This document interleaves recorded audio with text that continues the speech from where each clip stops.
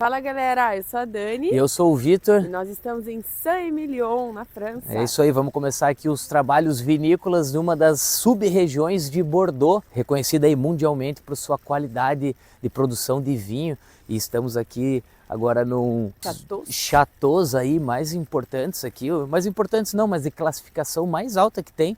Não são todos que têm essa classificação, né? E agora vamos começar o nosso tourzinho aqui no Château Pavie e depois vamos para a cidadezinha de Saint-Émilion. Vamos fazer uma degustação aqui e mostrar para vocês esses vinhos maravilhosos franceses, porque afinal a França também é conhecida aí, né, pela produção de vinhos. Exatamente, então acompanha o vídeo aí que tem muita coisa aqui pela frente e bora!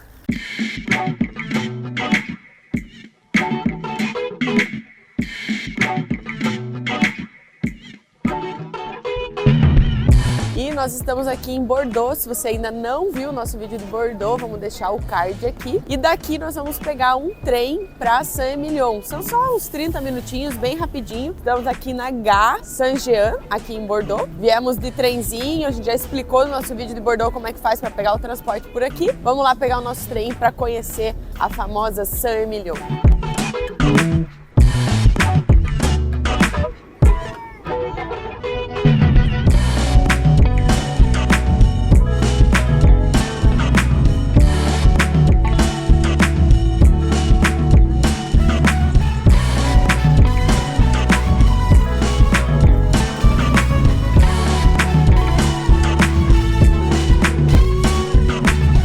Da estação de trem onde a gente desce aqui na cidade de Saint-Émilion, ela fica um pouco distante aqui do povoadinho, né, da cidadezinha medieval, fica 1,2 km mais ou menos. Difícil que tenha transporte de lá até o centrinho, então você vai ter que se deslocar a pé. Às vezes rola um tuk-tuk, a gente chegou não tinha nada. Às vezes as grandes vinícolas aqui disponibilizam um transporte também se você fez alguma reserva, mas é uma caminhadinha bem gostosa, como vocês podem ver aí, ó, a gente já vai passando por meio das plantações aqui. Tem aqui atrás já um chateau, a gente passou por outro ali no meio da avenida e olha só como é que é a caminhadinha aqui, nada que 20, 30 minutinhos caminhando,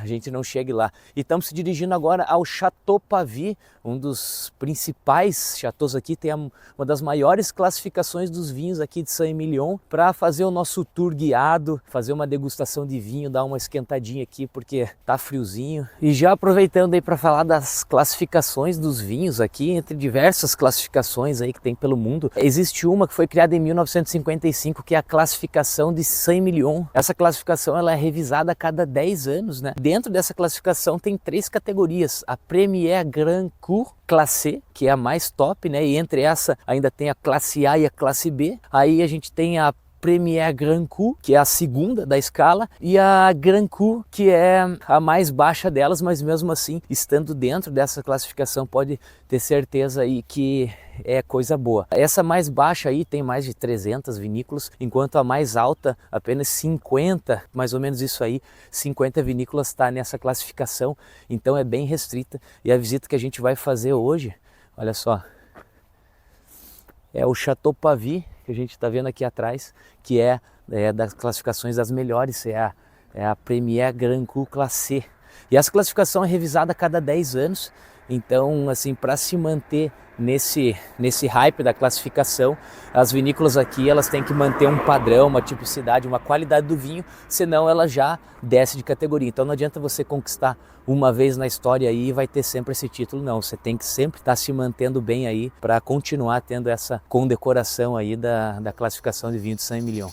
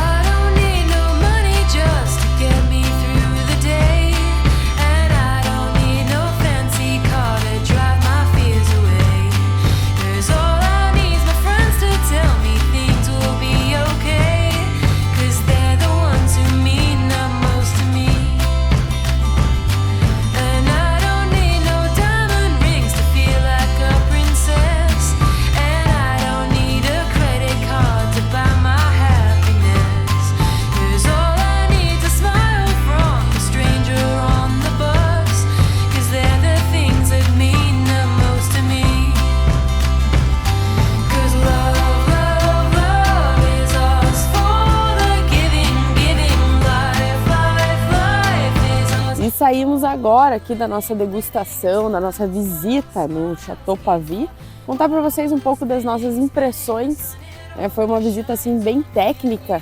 Ali o Chateau Pavie é conhecido, né, pela sua exclusividade do vinho, um vinho bem tanino, que tem os tons de frescor. E ele explicou cada detalhe pensado, desde a garrafa, que ela tem um modelo exclusivo da marca. Patenteado, né? Patenteado, então o estilo dela, né, é patenteado. E isso traz uma exclusividade e também uma segurança, né, para os consumidores da marca, para que você não compre aí um vinho falsificado. Mostrou que o fundo da garrafa ali também tem uma escrita específica, que tem um QR Code que você pode identificar aí a sua garrafa, a produção. A rolha. E a gente fez a degustação apenas de 2 marcas ali, né, 2 garrafas que são produzidas pela marca. Ele é um vinho bem exclusivo, bem tanino, então tem toda uma preparação até para você tomar o próprio vinho, né? Ele explicou que não é um vinho assim de aperitivo, que você só abre e tome, você tem que esperar ali 2 horas, né? Que foi o tempo que a gente esperou ali para ele explicar toda a produção do vinho. Então uma garrafa de um vinho ali do Chateau de Pavie está saindo em torno de 400 euros. Caracas! Então é um vinho aí bem exclusivo, bem cotado, né? Até pela sua classificação. Inclusive quero fazer uma correção aqui que eu disse anteriormente aí, que dessa classificação aqui de Saint-Emilion, a Premier Grand Cru Classe A, que é a top das tops, eu falei que tinham cerca de 50 vinícolas aqui com essa condecoração, mas não, são apenas 5, tá? E essa Chateau Pavie é uma delas, tá? Que é aberta ao público, a gente pode fazer a visitação, mas o topo dessa classificação, na verdade, é tão exclusivo que eu queria visitar ali o Chateau Cheval Blanc, que é conhecido aí mundialmente, e não dá, simplesmente ele é aberto só para sommeliers, restaurantes, coisas assim, para quem tem uma carta profissional do vinho, né, de sommelier. Então você não pode chegar aqui querendo provar aqui um Grand Cru, Premier, tal, não sei o quê, se você é apenas um entusiasta do vinho. Mas o Chateau Pavie, super indico aqui a visitação. Não é tão turística, né, quanto a gente já fez aí a visitação, por exemplo, com Titoro, que é mais conhecida pelos brasileiros. Chileno, né, no Chile, no Santiago. Chile é mais turístico, tem harmonização com vinho, a gente prova mais, visita mais, come uns queijinhos, mostra a produção, como é a parreira, como é a irrigação e tal. Aqui é mais ali dentro do Chateau. Mais dentro do Chateau, ele conta um pouco da história. O Chateau foi adquirido pelos donos atuais em 1998. Família Perse? Foram eles que conseguiram aí elevar, né, a marca para a classe A. Desde 2002, né?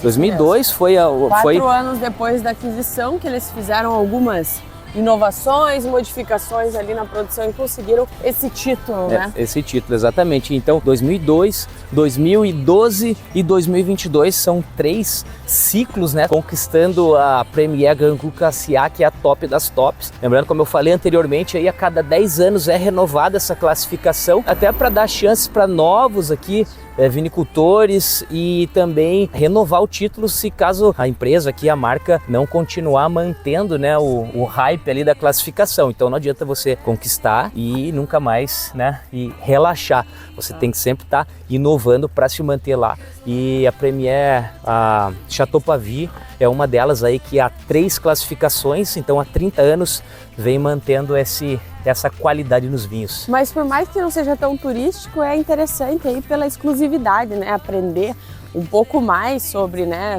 o cultivo do vinho, a arte, né, de se cultivar o vinho, porque ele tem vários vinho de qualidade, né? Não é só um vinho qualquer. E ele falou no começo da visita, ele falou que o que importa para nós não é a quantidade, sim a qualidade.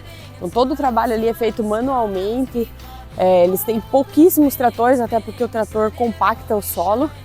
Explicou sobre as uvas, né? Eu não sabia aí que a uva do Merlot, ela vai, as suas raízes, né? Eles não podem nem irrigar aqui em Saint-Emilion, é proibido a irrigação artificial, porque a raiz da uva, ela pode chegar a 10 a 20 metros de profundidade, para ele buscar essa água lá e aí produzir pequenas uvas, né? Então ela não tem tanta água, mas ela tem muito sabor.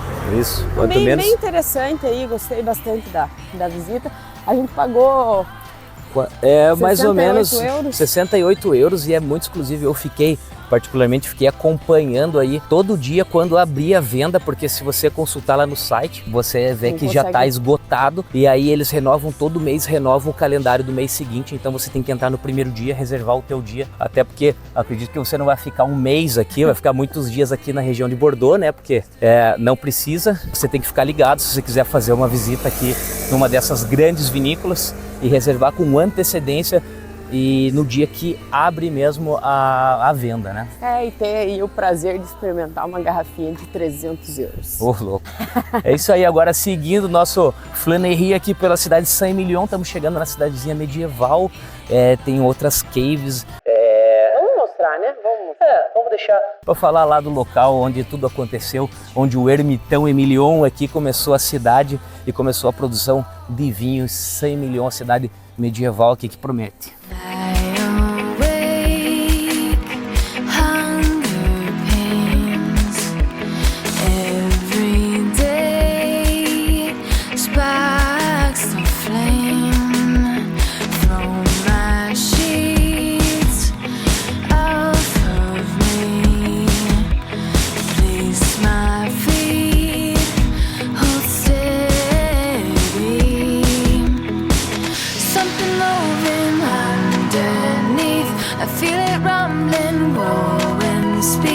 E para nossa refeição aqui em Saint-Emilion, a gente escolheu o restaurante Trois Fontanet, ou Três Fontanet.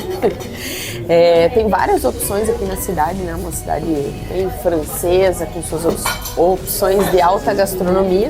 E esse aqui, digamos que é o mais democrático, assim, né? Tem mais opções de pratos mais acostumados com o nosso paladar, mas eu escolhi aqui uma opção bem francesa, como diz na França, faça como os franceses. Vou experimentar aqui o foie gras, que é uma iguaria francesa, né? Para quem não conhece, é feita aí do fígado gordo do pato. É bem comum aqui comer pato. O Vitor pediu ali o prato dele de confit de canard, que é confit de pato. E a gente vai experimentar aqui junto com vocês. Vem também uma geleia de figo negro, um pão de gengibre, que é a gastronomia francesa alta, né? É bem gorduroso, né? Esse foie gras aqui, ele parece uma manteiga. Então, eu acredito que se come dessa forma, passando aqui no pão. Vou pegar um pedacinho. Já comi uma vez, mas eu já não me lembro mais o gosto.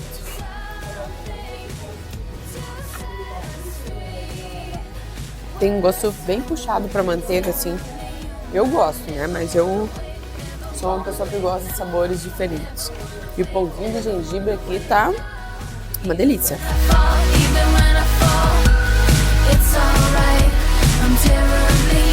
E agora chegou o prato principal aqui. A gente pediu uma entrada e um prato principal, que saiu 33 euros.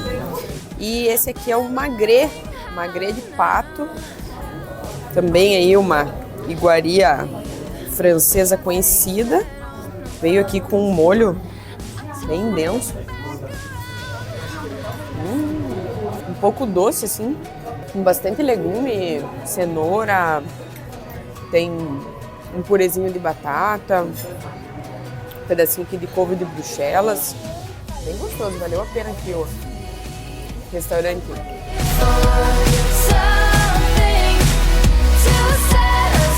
E esteticamente bem bonito o prato.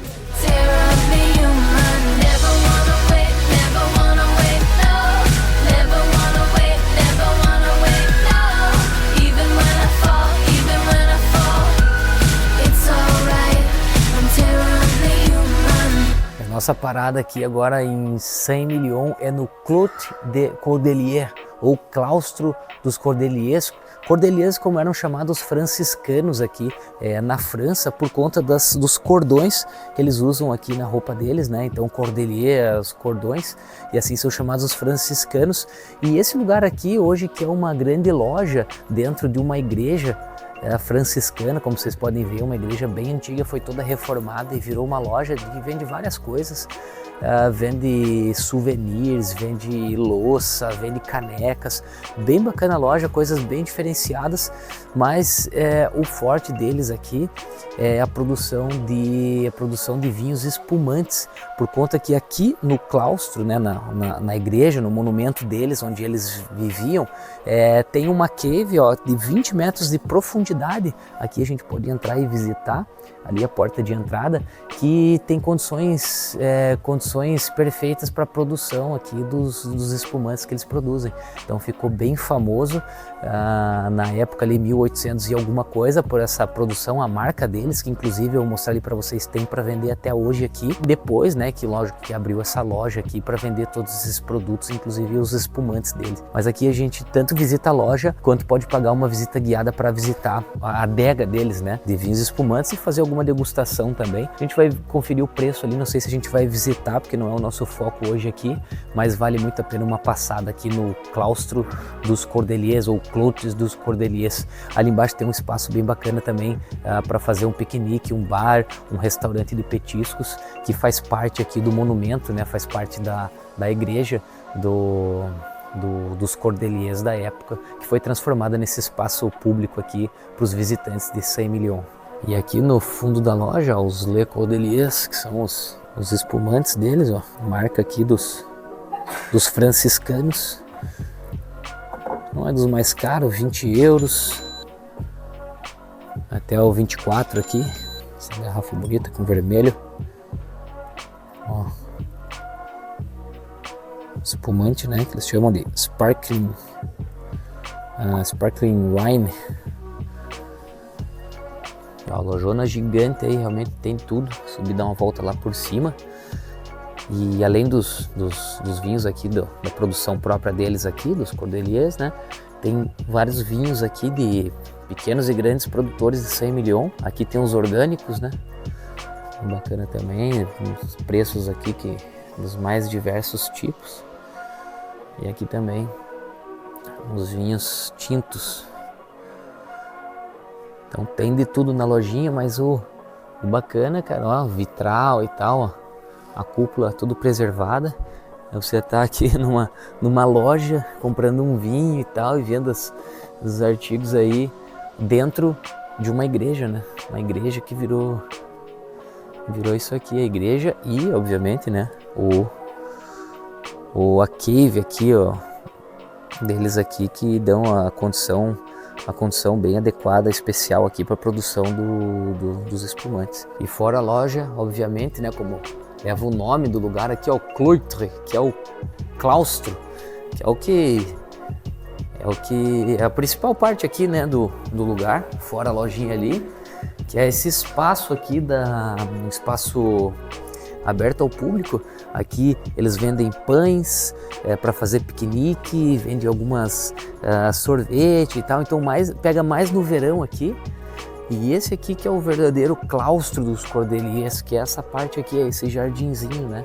Então a igreja ficava ali do lado e aqui o claustro, que hoje virou isso aqui. Eles alugam ali até a cestinha de piquenique, você monta a tua cesta com pão, com as charcuteries, queijos e tudo, e você pode estender sua toalha aqui nesse gramadão ou ocupar alguma das mesas em volta desse espaço aqui verde e ficar à tarde tomando um vinho aqui de Saint-Émilion, fazendo um piquenique. Então esse aqui que é o verdadeiro claustro dos Cordeliers.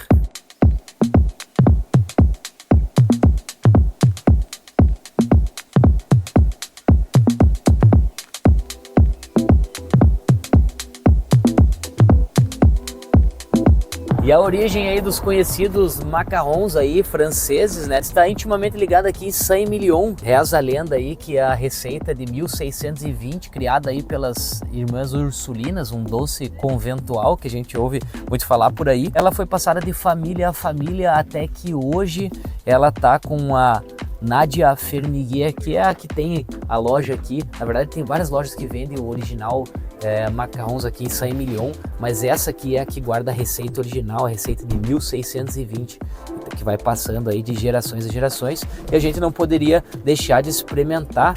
Olha só como é que vem.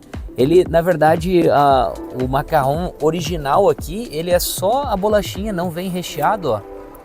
Ele é só a bolachinha. Vamos experimentar, né? Vamos lá. Você quer um também? Ele mais parece um bolinho daqueles bem açucarados. Eu, na verdade, uma vez que eu fiz uma receita aí de cookie, coloquei mais açúcar do que Ficou parecendo macarrão. do que tinha na receita. Ele cristalizou em cima por conta do tanto de açúcar e ficou bem parecido. Então, é um bolinho por dentro e uma crostinha como se fosse um açúcar cristalizado por cima. Bem simples, né? Lógico que a receita foi evoluindo. A atual que a gente vê hoje é como se fosse 2 desse aqui, com um recheiozinho, um sanduichinho. Mas essa aqui é original, e não é dos mais baratos, por ser bem simplesinho assim, né? A gente pagou 12 macarrons, pagamos 9 euros aqui na caixinha, e é uma caixinha, na verdade, para você levar de presente. Olha só, que vem toda contando um pouco da história e tal, né? Uma caixinha bem vintage também, né? Para marcar aí a data da receita. E para experimentar também, como a casa aqui anuncia os seus caneles, que também é uma receita aqui da região de Bordeaux. A confeitaria aqui é bem cotada, né? Então não pode ser que elas façam coisa ruim. Então o canele, que nada tem a ver com canela, né? Como o pessoal aí pode achar. Molinho de gemas, bem batumadinho, bem doce, assim. Ele tem um gostinho de aqueles pudim, né? Que a gente compra, assim, flan, na verdade. Me lembra um pouquinho do flan. E é bem cristalizado em volta, ele faz uma casquinha por volta e bem molhadinho por dentro, né? Uma delícia. Não deixa de acompanhar toda a nossa viagem e as demais curiosidades. Agora vamos terminar de comer o nosso docinho aqui, né? Chega de falação. Caneles e macarrons de Saint-Emilion.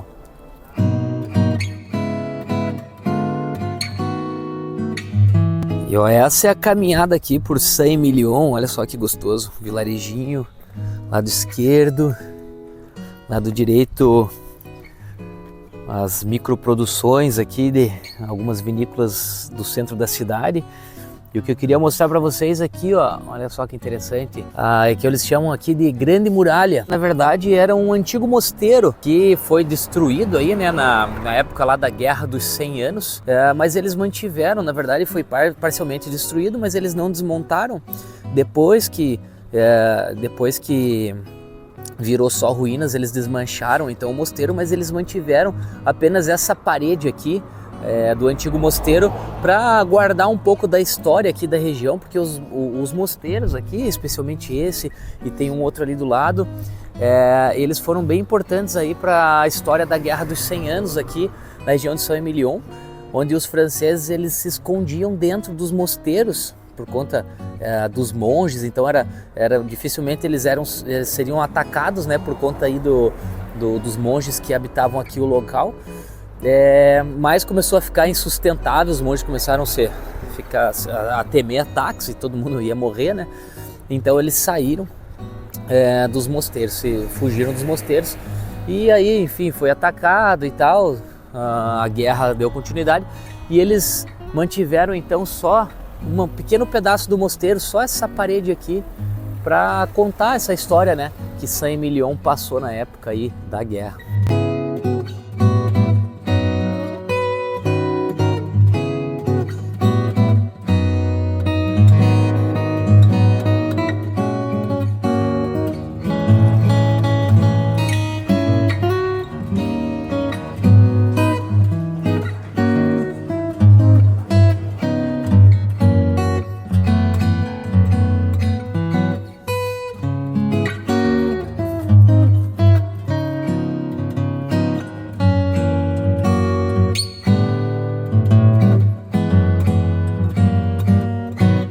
Uma das adegas bacanas de visitar aqui em Saint-Emilion é a Clos de Menus, essa que a gente está visitando. Vocês viram, a gente desceu uma monte de escada até aqui o subterrâneo, que foi encontrado por acaso em 1900 e alguma coisa aí, quando a família que comprou a casa de cima se mudou, né? E eles descobriram então algumas escavando ali, fazendo uma reforma na casa, eles descobriram esses túneis subterrâneos que estavam trancados por destroços. Foram buscando mais informações e descobriram que na Idade Média isso aqui foi utilizado para o cultivo de cogumelos, né? E também depois de trigo, encontraram mais alguns silos. Muitas dessas pedras aqui diz que foi usada até para a construção do Grande Teatro lá de Bordeaux. Então eles começaram a maturar os seus vinhos aqui nesses túneis subterrâneos que eles encontraram debaixo da casa deles. E com a expansão de Saint-Emilion, a visita, o crescimento turístico aqui, eles começaram a produzir mais e mais e ser visitado. Clos de Menus começou a fazer sua produção longe daqui, né? Então é na outra região, em Saint-Emilion, e eles mantiveram a adega aqui aberta à visitação. É uma visitação bem bacana de fazer porque ela é gratuita e também cheia de histórias. Se você quiser, você pode fazer uma visita guiada aqui, inclusive algumas degustações dos vinhos deles. Mas a visita à adega, aos túneis aqui, é totalmente gratuita e bem bacana de conhecer a história. E aqui numa das vielinhas Rue de la Cadenne, olha só, descendo a parte alta da cidade, a gente tem aqui a Porte de la Cadenne, que é a porta, antigamente aqui era a porta da cidade murada. Então Saint-Emilion era uma cidade medieval, toda murada, né? E aqui essa era uma das portas principais, uma porta que dividiu depois o desenvolvimento da cidade, né? Que daqui para lá a cidade mais antiga, a cidade mais baixa, e daqui para cá é a cidade que se desenvolveu depois. E essa aqui então era a muralha e a porta de entrada para a cidade antiga, a Porte de la Cadenne. Agora vamos baixar aqui a cidade, vamos chegar na parte mais antiga, a igreja monolítica aqui, Saint-Emilion, olha só. E a construção não deixa negar, olha só.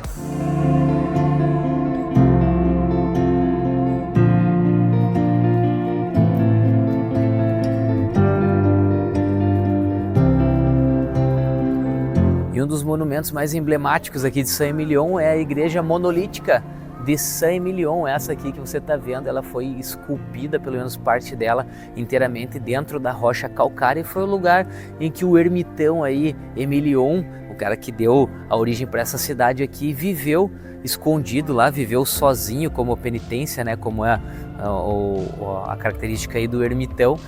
E depois virou uma igreja. Infelizmente a gente não vai poder visitar lá dentro porque é somente com tour guiado, com reserva antecipada, e o último tour guiado acabou de sair às 4 da tarde, então ficamos sem visita. Mas lá dentro a gente vai tentar buscar algumas imagens aí. Mas tem um fato bem curioso, é que as pinturas, os afrescos das paredes foram bem preservados por um mau uso do local ali, porque durante a Revolução Francesa essa igreja ela foi utilizada para a fabricação de barris de vinho, e a fumaça gerada pelo processamento encobriu todas as paredes, né? E depois que a igreja foi descoberta, revitalizada, foi limpado e os afrescos estavam todos intactos lá dentro.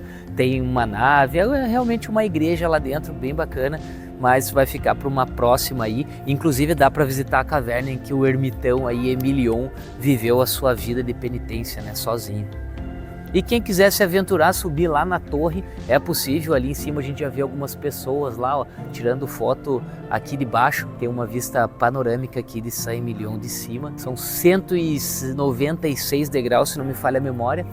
Mas vale muito a pena subir lá e ver essa vista panorâmica aqui de cima, e dessa praça que é a que mais bomba aqui na cidade, que é a praça da igreja, em que tem vários cafezinhos e restaurantes em volta desse monte de mesa aqui, e uma árvore central, né, que faz uma sombrinha bem bacana.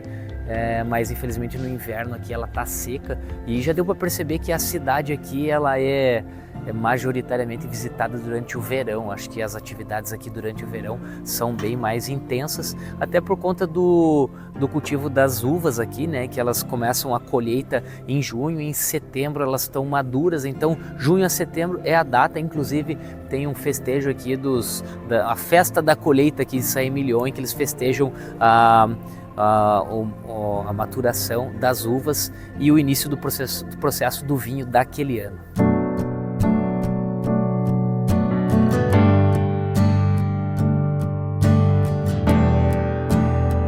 E esse foi o nosso rolezinho aqui por Saint-Émilion. A gente espera que você tenha gostado desse vídeo, das nossas dicas por aqui. E se gostou, já sabe, deixa aquele like e não esquece de se inscrever no nosso canal, que a gente tá fazendo aí uma grande viagem pela Europa e compartilhando aqui tudo com vocês no Por Dani Vitor. E a aventura continua e te vejo no próximo vídeo. Até a próxima. Fui!